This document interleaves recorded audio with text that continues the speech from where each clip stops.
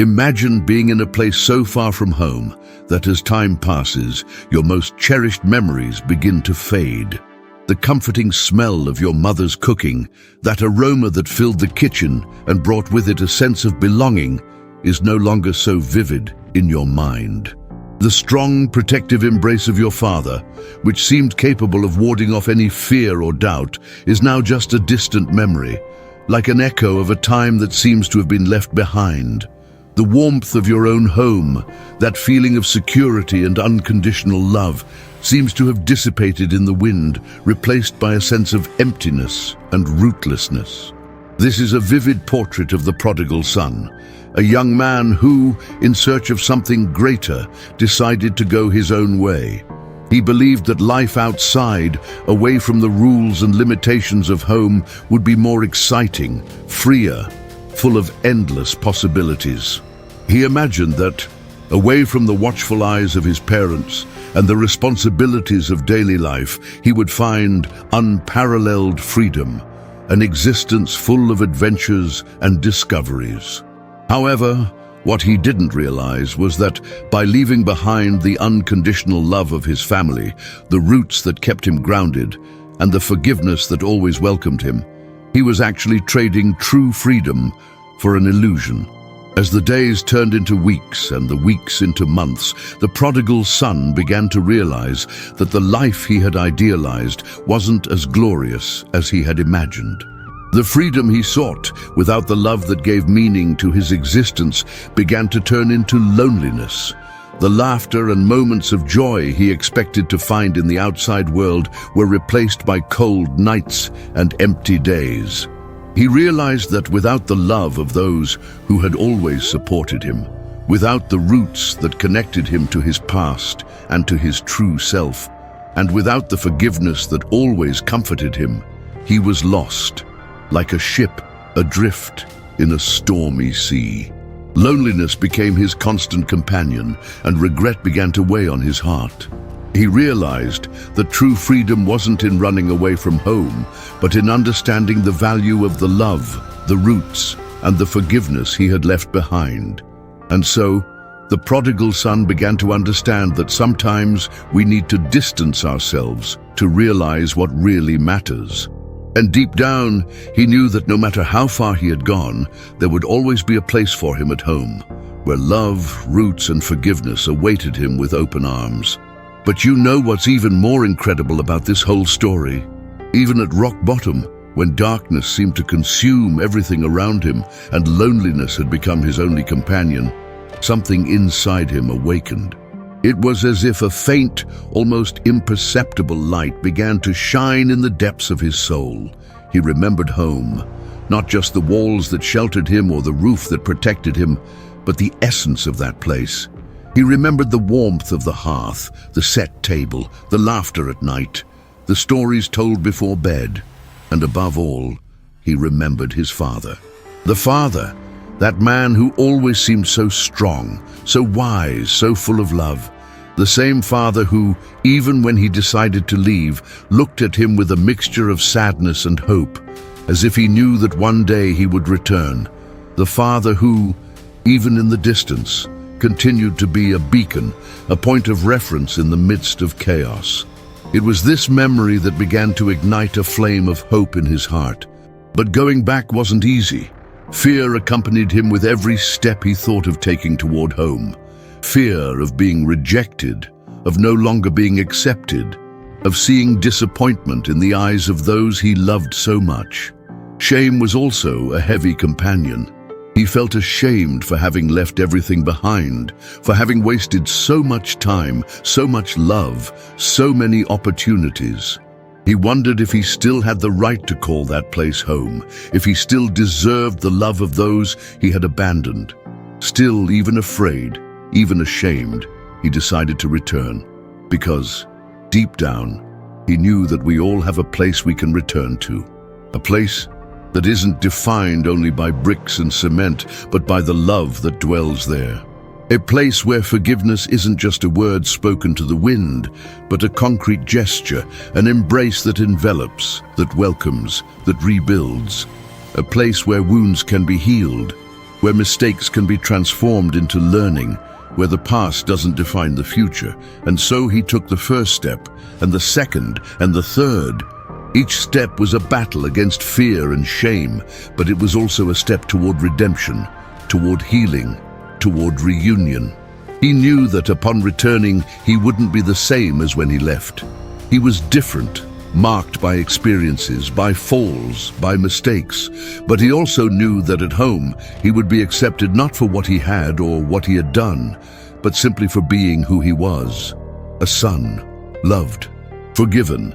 Because in the end, the true home isn't a perfect place, but a place where imperfections are accepted, where love is greater than mistakes, and where forgiveness is an embrace that rebuilds us, piece by piece, until we become whole again. And then, it happened. After days, months, maybe years of silent waiting, the father, who never stopped believing, never stopped hoping, finally saw the familiar figure in the distance. It was just a blur on the horizon, a silhouette worn out by the journey, but he recognized him immediately. It was his son, the one who had left full of dreams and illusions, now returning marked by life, by mistakes, by pain. But for the father, none of that mattered. What mattered was that he was coming back, and the father didn't wait. He didn't stand still, calculating distances or pondering what to say. He didn't cross his arms, demanding explanations or justifications. No, he ran. With his heart racing and his eyes full of tears, he ran toward his son, as if each step were a declaration of love, a confirmation that no matter what had happened, that was still his son, his beloved son. When he finally reached him, he didn't hesitate. He embraced him, an embrace that said more than 1,000 words, an embrace that conveyed relief, joy, forgiveness. An embrace that enveloped not only the body but also the soul, as if wanting to say, "You are home now, you are safe, you are loved." And at that moment, there was no sermon, no judgment, no recrimination, just love. A love so deep, so pure, so unconditional, that it was capable of erasing any mistake, any hurt, any distance. This is the most faithful portrait of God with us. Just like the father in the parable, God isn't a distant judge waiting for us to crawl back, full of guilt and fear.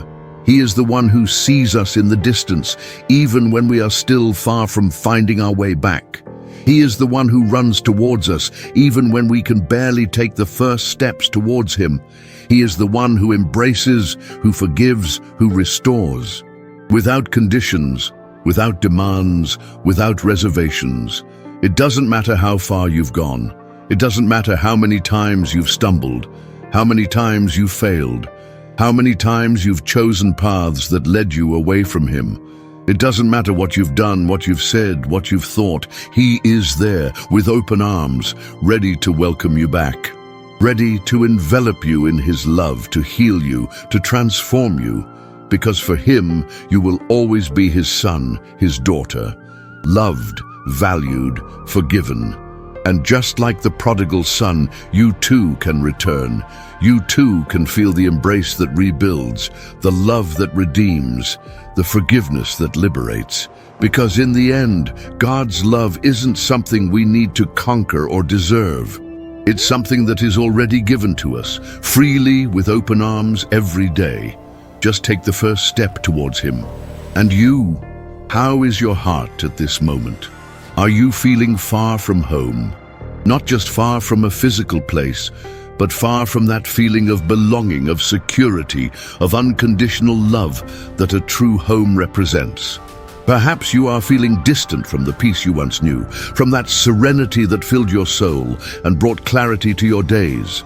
Or who knows, you may be carrying the weight of broken relationships, of unspoken words, of hurts that seem insurmountable. Reconciliation may seem like a distant dream, something that is out of your reach, like a mirage in the desert. But what if I told you that today could be the day of your return, the day you decide to stop carrying this burden alone, the day you look to the horizon and see even from afar the possibility of a new beginning? Because forgiveness isn't just an old story, something we read in books or hear in sermons. It's not a distant narrative which belongs to other people in other times. Forgiveness is real, it's alive, and more than that, it's a direct invitation to you, an invitation that is being extended at this very moment. Imagine forgiveness as an open door, waiting for you to take the first step. It doesn't matter what you've done, what you've failed to do, or how many times you felt you failed. Forgiveness isn't concerned with the past. It's focused on the future, on the possibility of starting over. And this new beginning doesn't have to be grand or dramatic. It can start with a simple act of courage, the act of returning home, to love, to peace, to reconciliation. Maybe you're thinking, but I don't deserve it, or it's gone too far. Know that forgiveness isn't about deserving, it's about grace.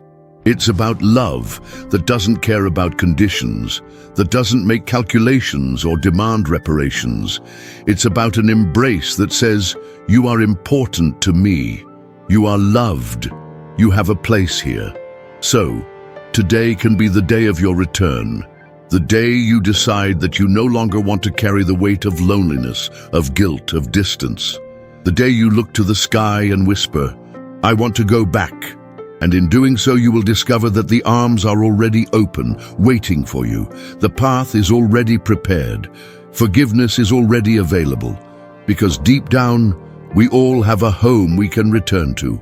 A place where love awaits us, where peace welcomes us, where reconciliation transforms us, and that place isn't as far away as you imagine. It's a step away, a step of faith, a step of courage, a step towards a new beginning. So take a deep breath, take the first step, because forgiveness isn't just a story, it's an invitation, and that invitation is for you.